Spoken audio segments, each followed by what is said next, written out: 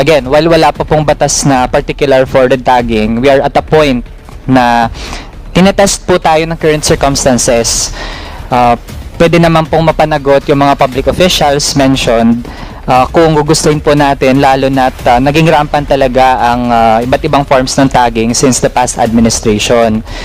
Para lang po yun yung nagpalusot tayo ba? Ito yung tinatawag na yung palusot Injury na yun. Kung red tagging, wala akong binayulate na batas. Yun lang po ay... Ito na naman. Raul Manuel may nais ipabatid sa ombudsman para paimbestigahan. Mga Duterte, sinisiraan na naman. Pero bago ang lahat, maaari kayong mag-subscribe para maging updated sa mga issue at bagong mga balita. Hindi pa rin nga tapos itong si Raul Manuel sa paninira sa mga Duterte. At heto na naman siya't humahanap ng makakapitan. Nais ngang idulog ni Raul Manuel ang red tagging sa ombudsman para paimbestigahan ito. At eto nga't idinidiin niya ang dating administrasyon. Ngunit di nga sumang-ayon ng ombudsman patungkol rito. Ayon pa sa ombudsman, ay para lang umano silang nagpapalusot ng kaso kung ito'y kanilang gagawin. Narito ang buong detalye. Thank you, Mr. Chair. Good morning sa ating mga fellow representatives, pati rin po sa Office of the Ombudsman. Mr. Chair, gusto ko munang bigyan ng context yung aking tanong. Mr. Chair, may mga rights defenders, lawyers, alternative media, civic leaders, at maging isang think tank na nag-file ng administrative and criminal cases with the Office of the Ombudsman against several ex-officio members of the NTF-ELCAC. First to file their complaint noong February 2020, ay accused si Major General Parlade Jr., former PCOO Yusek Badoy, and former National Security Advisor Esperon for violating Republic Act 6770 for committing unreasonable, unfair, oppressive, or discriminatory acts. Also, Mr. Chair, on June 2020, Major General Parlade was also filed with a case because of violating the anti-graft law and the administrative code. Meron pa, Mr. Chair, December 2020, lawyers naman po nag-file din ng administrative complaint against Mr. Parlade, Ms. Badoy, and Mr. Esperon. Also, 2 days after, from human rights groups, nag-file din po ng criminal and administrative case against Mr. Esperon, Mr. Parlade, Ms. Badoy, and then PCOO ASEC Mocha Yuson for violating Republic Act 9851 in relation to the principle of distinction under international humanitarian law. Also, Mr. Chair, December 2020, pa rin, administrative complaint against former NICA Director General Monteagudo, former Defense Secretary Lorenzana, and former Interior Secretary Anyo for violating the Code of Conduct and Ethical Standards for public officials and employees. Also, Mr. Chair, still, December 2020, alternative media nag-file din ng complaint against Mr. Parlade, Ms. Badoy, and former NTF-ELCAC Executive Director Allen Capuyan. Ang basis naman po ay Anti-Graft and Corrupt Practices Act, pati din yung Code of Conduct. In summary, Mr. Chair, 6 administrative complaints from various organizations and 2 criminal complaints pending before the Office of the Ombudsman. May we ask, Mr. Chair, ano na po ang status ng 6 na administrative complaints and 2 criminal cases? Since ang last po doon sa ating na-enumerate ay na-file pa noong December 2020.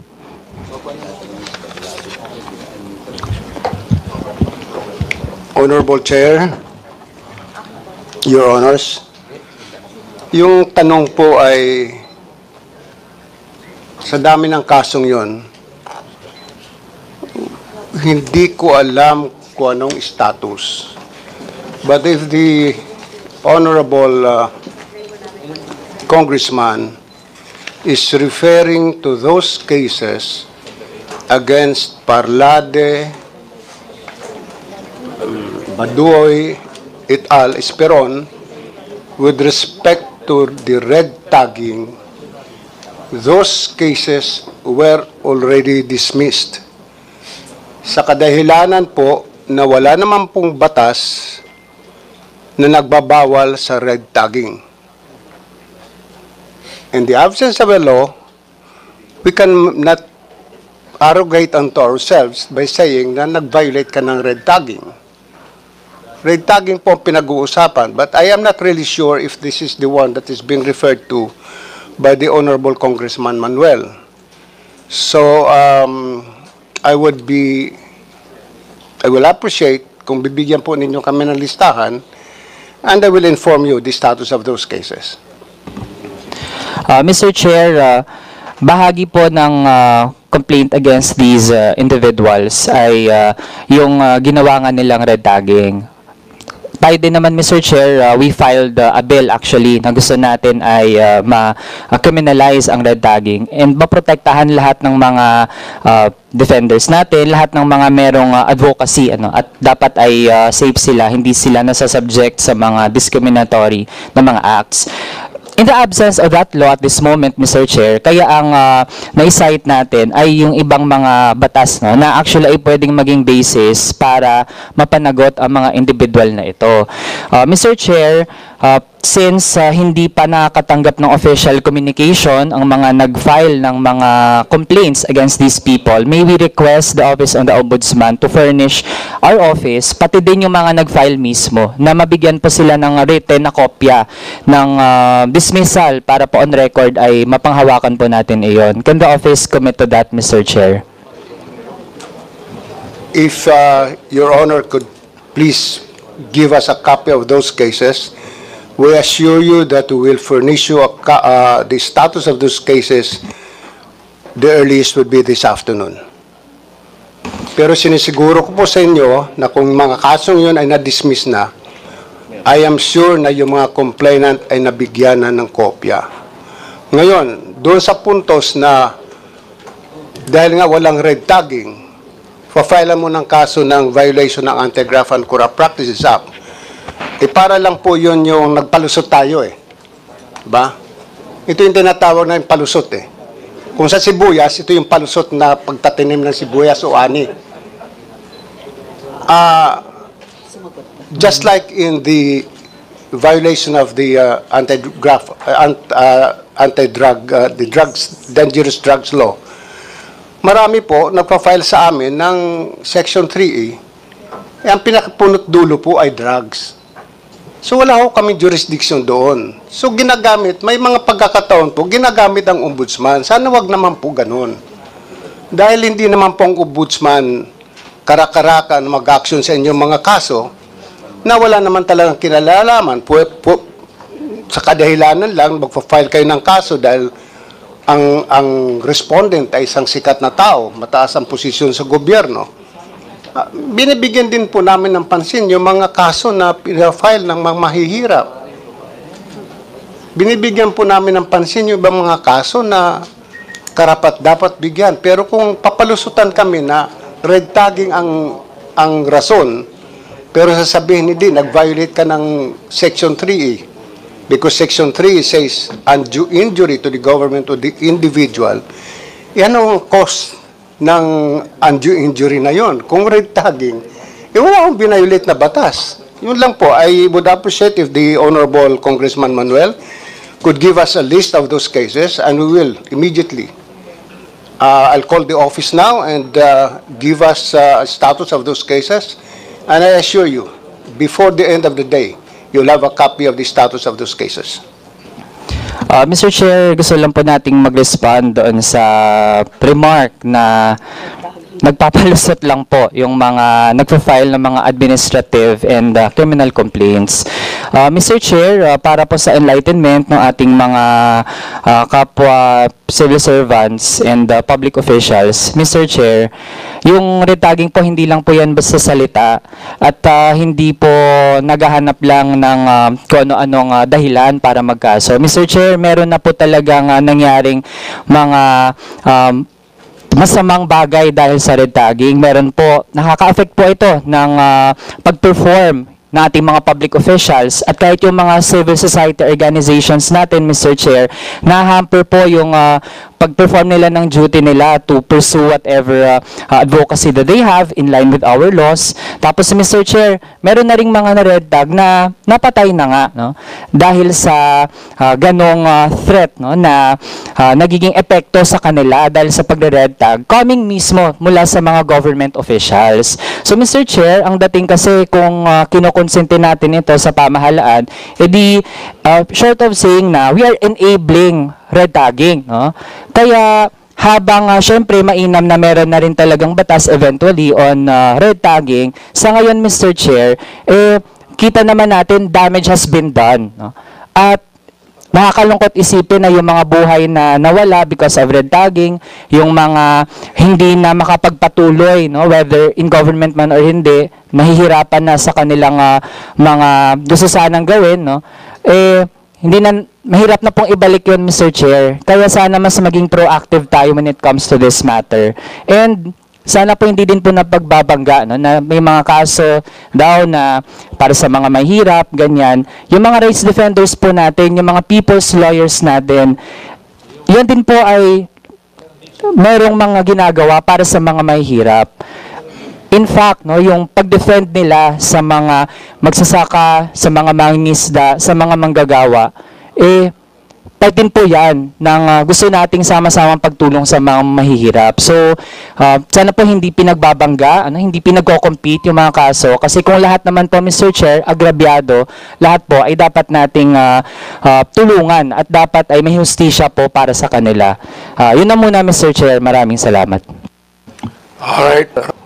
Thank you, Mr. Chair, for this second round. Una, Mr. Chair, gusto ko lang pong i-reiterate yung tungkol po sa kanina, yung mga na-cite na cases, no? Na, again, while wala pa pong batas na particular for the tagging, we are at a point na tinetest po tayo ng current circumstances. Pwede naman pong mapanagot yung mga public officials mentioned kung gugustuhin po natin, lalo na naging rampant talaga ang iba't ibang forms ng tagging since the past administration. Now, yung isang case, Mr. Chair, ay filed siya ng human rights organization na Karapatan, and upon conferring with them, Mr. Chair, nabanggit po ng organization na wala pa silang natanggap na kahit anong document. 3 years, magti 3 years na po after na-file nila yung kanilang complaint. So, and para din po manote ng Office of the Ombudsman, yung number po, Mr. Chair, nung kaso ay OMB-C-A-22-0088. Again po, Mr. Chair, OMB-C-A-22-0088.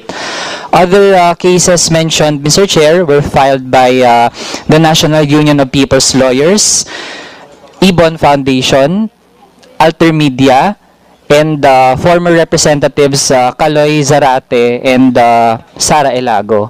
Again, Mr. Chair, NUPL, Ibon Foundation, Alter Media, former reps Kaloy Zarate and Sara Elago. Now, Mr. Chair, for my second point, ito ay tungkol dun sa liquidation ng confidential funds. Yung naging responses po kanina, Mr. Chair, it sparked more questions in my mind rather than answers. Kasi po, kung ang nabanggit ay hindi ganon ka-particular dun sa receipts, ang office, napapareflect ako, Mr. Chair, kung paano din ba sa ibang mga ahensya din ng ating pamahalaan when it comes to the use or liquidation of confidential funds. Hindi po ba na-apply ng maayos yung Joint Circular 2015-01? Kasi kung wala pong receipts, ito po, Mr. Chair, I'd like to ask, so ano po yung mga sinasubmit ng Office of the Ombudsman sa COA through its Intelligence and Confidential Fund Audit Unit? Ano po yung mga pinapasa? After po nagamit na yung confidential fund, ano yung sinasubmit? Mr. Chair, Your Honor, ang sinasubmit po namin after every period is a certification kung saan po namin nagamit yung pera. We detail there kung ano ho ang mga pinaggamitan ng pera. And insofar as COA is concerned, the Office of the President, the Speaker of the House, and the Senate President, we have been compliant in the liquidation of our confidential funds or in the report of our confidential fund, Your Honor. Okay, with that, Mr. Chair, I have no further questions. Pero yung gusto na lang po nating ipahayag, Mr. Chair, na so far na-observe po natin kapag confidential funds sobrang luwag po sobrang lax po so far no ating mga regulations. And coming from experience din po na kapag reimbursements or cash advance, halimbawa ng mga student council sa ating SUCs or halimbawa po yung mga SK din natin na while may mga SK din naman na need pang mag-improve sa kanilang ginagawa, may mga SK naman na gusto sana makagawa ng maayos na projects pero hirap na hirap pong ma-access yung kanilang funds, whether reimbursement or cash advance. Maging sa ibang mga government offices din, hirap na hirap po. Kaya this should spark din sa atin dito sa Kongreso na mas maging mahigpit talaga when it comes to confidential or intelligence funds. Yun na lang, Mr. Chair. Would like to terminate this budget hearing for the minority, please. Kaya, Mr. Chair, in behalf of the minority, I move that we terminate the budget briefing for the Office of the Ombudsman. Maraming salamat po, Representative Manuel. Now we go to the majority. Representative Gerbil Luistro, please. Good morning, Mr. Chair. Good morning to our distinguished colleagues. And of course, to our guests from the Ombudsman, most especially to Ombudsman Martires, and to my kababayan from Mabini, Batangas, our Special Prosecutor Edilberto Sandoval. Mr. Chair, my first question is on the increase in budget. From 2023, the proposed budget is 5.5% higher. That is 263.1 million. Can you explain which programs were augmented, reason which yielded an increased budget by 263.1 million, Mr. Chair?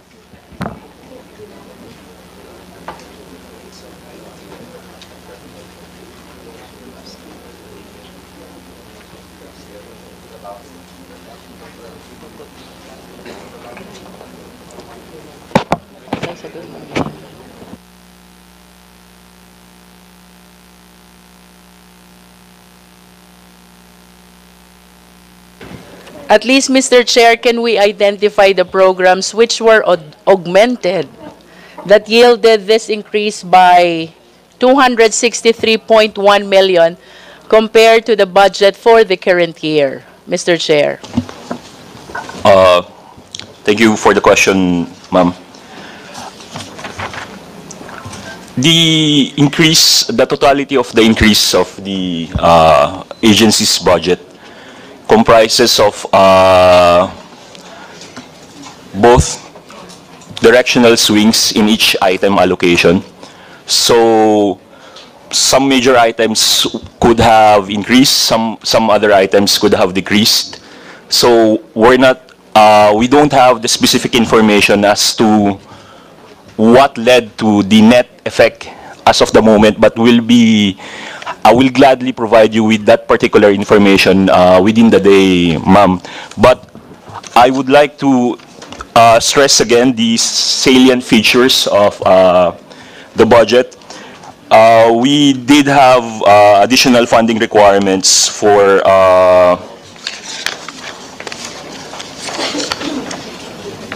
personal services requirements. So a bulk of that, to my estimation, madam, would go to the increased personal services requirements for the Office of the Ombudsman for fiscal year 2024.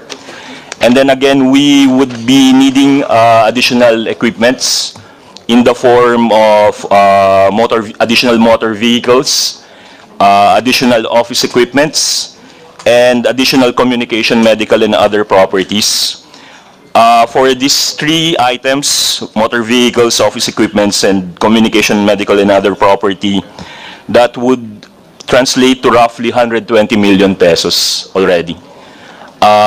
Again, we would also be needing funds for the rehabilitation of the main office building amounting to 50 million pesos and additional provision for ICT requirements for 217 million. Again, unfortunately, as explained earlier, the net effect would have to be determined more specifically in a separate statement of such balances, ma'am. But we do have funding requirements for these items which I mentioned. Thank you po. Isang karangalan na ipakilala po sa inyo ang budget sponsors ninyo. We have as lead sponsor the Honorable Bienvenido Abante Jr. We also have as co-sponsors the Honorable Jill Bongalon, the Honorable Teodorico Haresco, and the Honorable Janet Carin. And for his sponsorship statement, the Chair recognizes the Honorable Bienvenido Abante Jr. Thank you, Madam Vice Chair, Senior Vice Chair of the Committee on Operations, to my dear Chairman, Saldico, my kababayan, and to our distinguished members of the House of Representatives. Good morning to all sa ating pong mga pamilya ng Ombudsman, Justice Martires. Magandang umaga po. Before we subject to scrutiny the proposed 2024 budget of the Office of the Ombudsman, as recommended by the Department of Budget and Management, allow me to impart to you one of the parables of the Lord Jesus Christ, the parable of the talents, which tells us the story of a master who entrusted several talents to his servants. To one, he gave 5, to the other 2, and to another 1, each according to their ability. The one who received 5 talents traded with the same and made another 5. So is the servant who received 2 talents. He gained another 2. But the servant who received 1 talent went on to hide his master's talent under the ground. After a long time, the master came to settle accounts with his servants. The servant with the 5 talents came forth and brought 5 more talents to his master. The master was delighted with his servant, for he is faithful. The Bible says, "Who is faithful over a few things, I'm going to make you ruler over many things." And made him ruler over many things. The same is true with the servant who brought 2 more talents to his master. However, the servant who buried the lone talent given to him came forth, saying that he was afraid of the master, for he is a hard and austere man. The master said that the talent should have been invested in the bank to at least earn an interest. Let me show you that the Office of the Ombudsman is always a faithful servant to our nation. Given a 4.844 billion peso budget in fiscal year 2022, of which perhaps is not even enough, the Office of the Ombudsman disposed of 2,497 criminal cases out of the 3,767 workload, leaving a balance of only 1,270 as of December 31 of 2022.